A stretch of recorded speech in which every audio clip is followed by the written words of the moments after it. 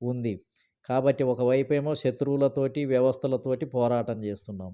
మరొక వైపు కనీసం ఈ బాధిత కులాలుగా ఉన్నటువంటి బీసీలు, ఎస్సీలు, ఎస్టీలు కనీసం ఏందనంటే ఈ వస్తున్నటువంటి మార్పులను గమనించి, ఈ రాజకీయ పార్టీలు చేస్తున్నటువంటి మోసాలను గమనించి, వ్యవస్థలు చేస్తున్నటువంటి మోసాలను గమనించి, ఈ ప్రజలన్నా రియలైజ్ అయ్యి, ఈ ప్రజలన్నా ఐక్యమవుతారా?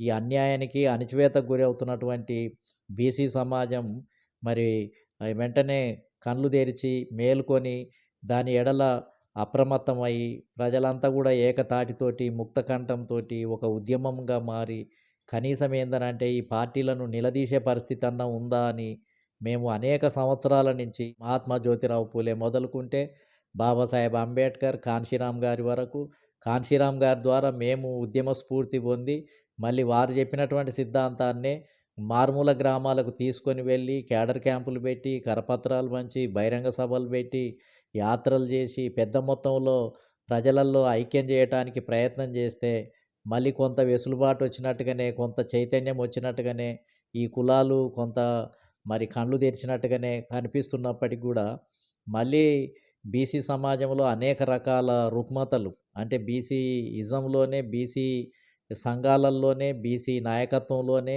బీసీలలో అనేక రకాలైనటువంటి సంస్థలు, సంఘాలు, నాయకులు పుట్టుకొని రావటం, నికరంగా ఒకే తాటి మీదకి నిలబడతాయా అని వాళ్ళందరినీ చేరదీసి, వాళ్ళందరినీ ఒక బలమైన శక్తిగా మార్చటానికి ప్రయత్నం చేస్తుంటే, కొన్ని సంఘాలు జారిపోవటము, కొన్ని సంఘాలు ఆయా రాజకీయ పార్టీల వెంట వెళ్ళటానికి పరుగులు తీయటము, వాళ్ళిచ్చే చిన్న చిన్న రాయితీలు, బర్రె, గొర్రె ఇండ్ల స్థలాల కోసం మరి అగ్రకులాల పార్టీలను వాటి వెనకాల పరిగెత్తటం. అంటే ఎందుకు చెప్తున్నాము అనంటే, బీసీ ఉద్యమం గూడా అనేక సంక్షోభాలను ఎదుర్కొంటుంది. బీసీ సమాజానికి గూడా ఒక క్లారిటీ లేకుండా పోయింది. బీసీ సమాజం ఏంటిది అనంటే, వాళ్ళు ఎప్పటికప్పుడు మరి చైతన్యవంతంగా ఉండి, ఒక మార్పు రావాల్సినటువంటి అవసరం ఉంది. బీసీ సమాజమే ధైర్యంగా నిలబడలేనటువంటి పరిస్థితి. బీసీ సంఘాలు, బీసీ ఉద్యమమే క్రైసిస్‌లో ఉన్నటువంటి పరిస్థితి. ఒకవైపేమో అగ్రకులాలు మోసం చేస్తున్నారు. అగ్రకుల పార్టీలు మోసం చేస్తున్నారు.